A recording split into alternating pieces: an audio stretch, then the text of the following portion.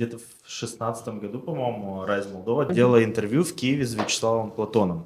Он тогда еще был на свободе.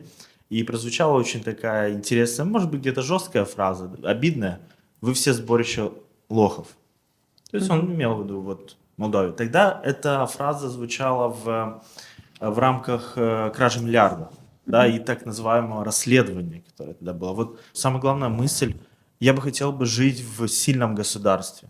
Проблема же не в Шоре, проблема не в Плохотнюке, да, то есть они уйдут, придут другие.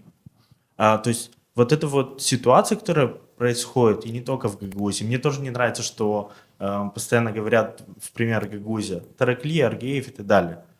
Вот она показала, что у нас мы не до конца построили сильное государство. Безусловно. Да? Это ненормально, что вот такие суммы денег спокойно приходят. Мы же видели все открыто, люди толпами шли, открывали давали верно. данные, да? Все мы виноваты, я это имею в виду. Все. Но в первую очередь, на мой взгляд, виноваты те, у кого рычаги. То есть Ну. прокуроры, повлиять на эту судьи, ситуацию? власть.